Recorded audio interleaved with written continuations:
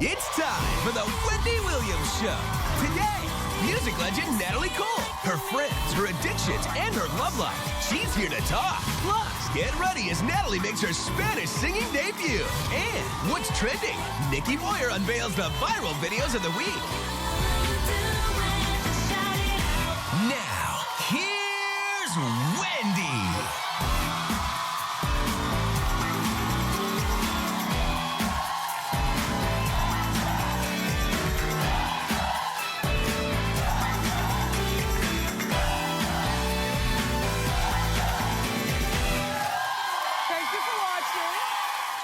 Kanye's baby, Northwest, is almost 2 weeks old. Still not feeling the name? Oh, well. I like the name. Anyway, so it's the baby's fresh out the oven, and Kim's sister, Kourtney, is already meddling. Well, according to Life and Style magazine, Kourtney has convinced Kim that she should breastfeed. You see, Kim originally was not going to breastfeed, reportedly because she wanted to get her Botox injections and get everything back to normal. Selfish. But I must say, and if you're not familiar with what Botox is, which most people are, even if you don't get it, it's botulism that is injected into you to stave off wrinkles, plump up, plump down, and do stuff to you. So she wanted to get her Botox and I guess get back to feeling Kim-alicious like she was before she had the baby.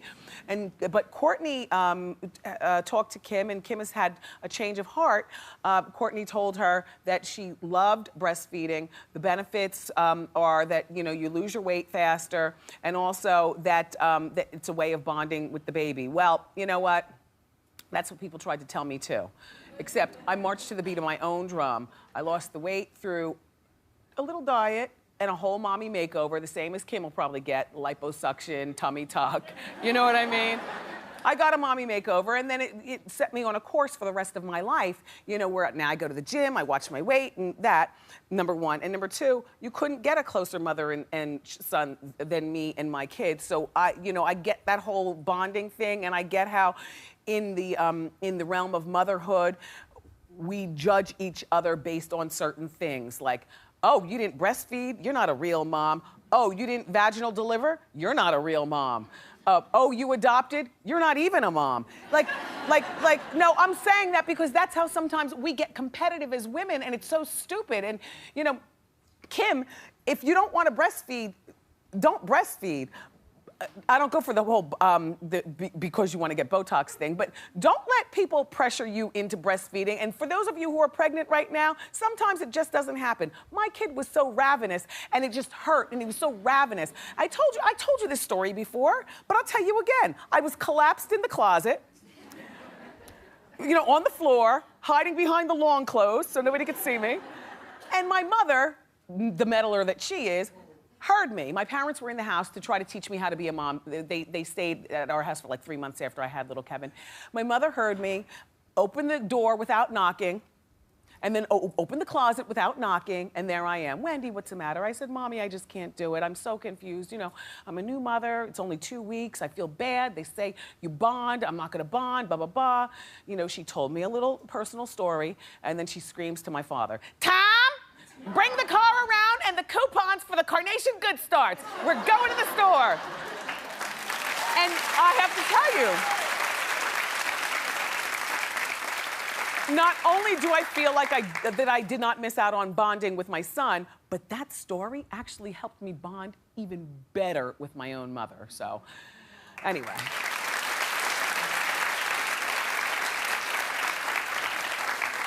Jada Pinkett believes that if someone cheats on you once, then they do deserve a second chance. Now, she got on her Facebook and she expressed her thoughts, and you might disagree.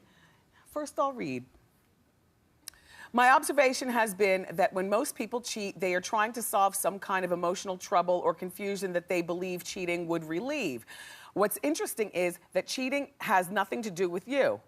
Now the question becomes, are you willing to put all ego aside and reach for some deep compassion to try to figure out what the trouble is, and as a partner, try to solve it? I'm 50-50 on that. You know, I do believe what she said, that, you know, the person who's cheating has some sort of emotional confusion or whatnot, and they just go outside of, you know, the relationship. But the other 50% says no. The other 50% says no, you just don't do it for them anymore. You know, you're not what you used to be, or there's not enough sex, or you've let yourself go career-wise. You were, a poppin' working girl, and that's what, you know, he or she fell in love with. And now, you know, you sit around the house and you mope all day and you don't do anything. So 50-50. Anyway, from the words from Jada Pinkett, you might agree or not, I don't know. We can move on though. So, there are two Hollywood stars that want to become mothers again, and both of them are old. They're my age, but I'm saying, you know, we're good for what we're good for. Birthing babies ain't so. Not no mo. Sandra Bullock is 49. So reportedly, she wants to give her 3-year-old adopted son, Louis, that's the biggest smile I've ever seen Louis have, a sibling. Although, you know what she said? She said, regarding the smile, because we've seen a lot of pictures of Louis here on Hot Topics, and I've commented, like, the little boy never looks happy. But you know what she says? And now I understand. She says that the paparazzi frighten him. I know, she needs to get with Halle Berry, and they both need to be in Sacramento. Remember, I was telling you the story yesterday about Halle Berry is lobbying for paparazzi not to be able to take pictures of children unless the parents sign off. And some parents will sign off, it's just that you just can't be a beast about it. The little boy really is cute though, isn't he? Okay, so Sandra adopted Louis, and she wants to adopt, so that's, you know, that's different than trying to get pregnant at 49. Although some of her friends, she turns 50 next year, and she says that by then she wants to have a sibling for Louis, which is a sweet thought. Some of her friends, though, #haters, reportedly are warning her that if she adopts a second child, it could ruin her chance for finding love again. Really? Well, if a man doesn't love you with 2 children, he's not gonna love you with 1 either. Especially, I mean, I don't get that rationale. I also, by the way, the friends didn't say this, but I'll just throw it out there. I also don't think that there's anything wrong with adopting a newborn at 50, because now that we're living to be 100, you know, it's no longer cruel to be 68 when your kid is graduating from college, because 68 now is like the new 48. If you look around, you know what I'm saying? If you keep moisturizing and doing it, it's really, you know, and Sandra Bullock, you know, she can do it. I wonder if she'll adopt black, you know, or Asian, or will it be white? Or will it be a girl or a boy? That's the more interesting story. But anyway, Sandra says that she's been staying away from the dating scene. This is all according to the Globe magazine. Staying away from the dating scene since the divorce of Jesse James in 2010 after their 5 years of marriage. I get it, because, you know, he wounded her in such a public way. I mean, you know, they always say the wife knows. I don't think that she knew. You know, I honestly, I don't think that Sandra Bullock knew that Jesse James was doing what he was doing at his auto body shop and all around the country and everything. But to stay away from the dating scene when you're a 40-something, you're really, you know, not taking advantage of some of the best years of your life, you know? And I know what you're thinking. Well, she was probably concentrating on being a new mother. But she's a Hollywood girl, not to say that she's not a hands-on mom, but certainly there was time in there to take a little bit of time to go out with a couple of fellas. I didn't say fall in love. I just said, you know, date. You know what I mean? Just date. I mean, those are some good years that she just let slip by. Anyway, good luck to you, Sandra Bullock. Our first guest is a 9-time Grammy Award winner. She's also the daughter of the legendary Nat King Cole. She recently released her very first Spanish album called Natalie Cole en Espanol. And as a sidebar, she's always been the big sister in my head. You know, cool older woman, you know? Please welcome my big sister in my head, Natalie Cole.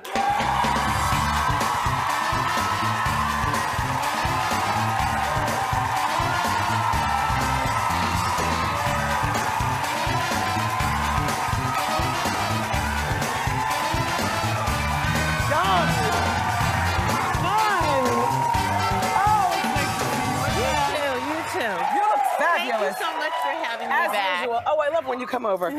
So, 63 never looked so good, right? And in my mind, she comes over and we drink white wine. You're the only one I would let like call out my age like that. No, but Natalie, because you are an inspiration. You are a fabulous woman. Look at your youthful swagger and your pants. Thank you.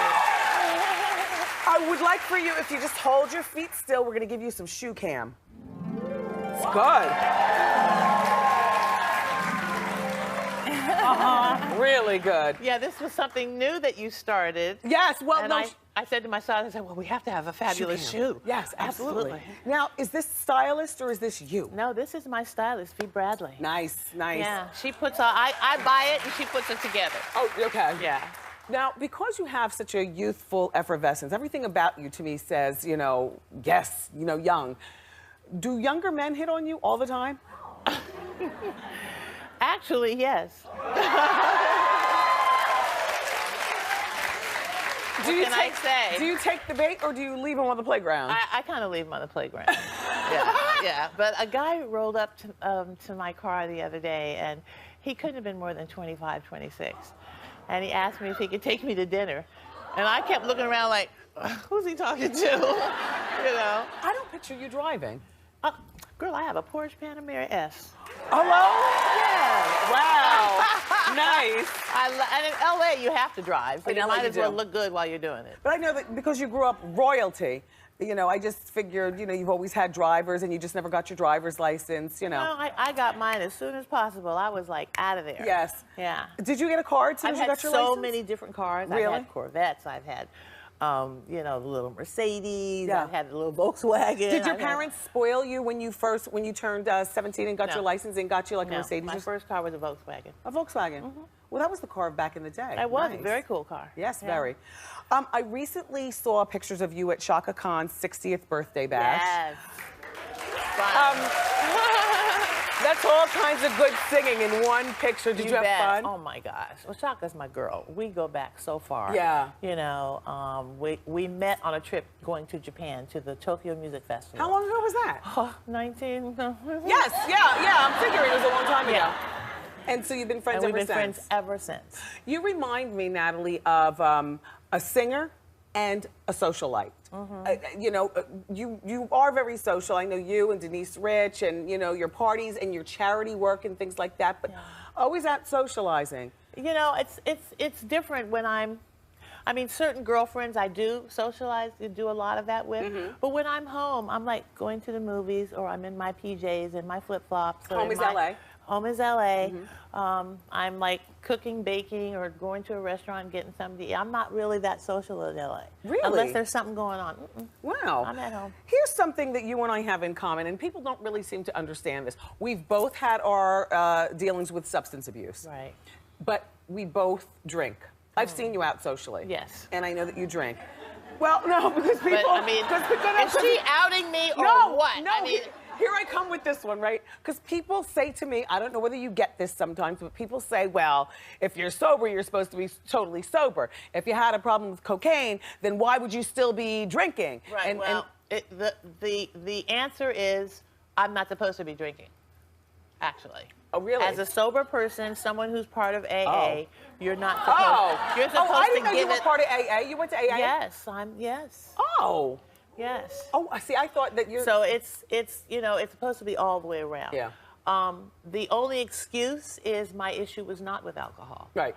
My issue was with drugs. See, Now, that's if you what I put me said. in a room full of cocaine, then we have to. Okay. We might have a little problem, you know. Let's talk about some of these singing competition shows. So we all saw the finale of American Idol. Your song "Inseparable" was sung by Jennifer Hudson and the girl who won. I forget her name. Candace Lover? Candace. Yes. But I heard that you were a little salty about. I was very salty. I didn't even see it. And my phone started blowing up, and they were saying, girl, Jennifer Hudson's out there trying to be you singing Inseparable. And I'm like, what? So anyway, they broke the story down to me. And my issue with American Idol is that they could have just gave me a shout out. That's all they had to say. Yeah. You know, because you know, we know that the audience of American Idol is like you guys, right? And a lot of you may not know that Inseparable was really done by someone named Natalie Cole. You might have thought that Jennifer Hudson was the original person. Right. Which isn't fair to me. Yes, yes. Hello? You know, so I was just thinking that they could have said, oh, and by the way, Natalie Cole is the one that actually sang that song. Yes, yes. That's all. But they didn't even do that. They didn't do it, and Jennifer didn't do it either. I'm sure it was an oversight. Big. Yeah. That was a Natalie song. Congratulations, by the way, on this Natalie Cole in Espanol. Tu habla Espanol? Thank you. You know, it's so funny. My father did a Spanish record back in the late 1950s, didn't speak a word of Spanish. His accent is actually not as good as mine is. But neither of us were fluent in Spanish. I just have an affinity for accents, and I love this music. I can't wait to hear you perform it. Say, listen, when you want to sing your father's music, whether you recreate it or sing it on the show, do you have to pay for your dad's music? No. Do you, that's No, yours? other people do. Other people do, but not you. Right. Now, if we wanted footage of Dad, if I want footage of me, oh yeah. You got to pay big time. Because the studios own everything. Yes. You know, we have a video that we use for Unforgettable that comes from the BBC, footage from the BBC, which is a broadcast network in the UK. Honey, we had to pay so much money for that. It was like, are you serious? Wow. It's my dad. It's my father. You know, but that's like, yeah, but you know. Business is business. Yeah, that's just the way it is.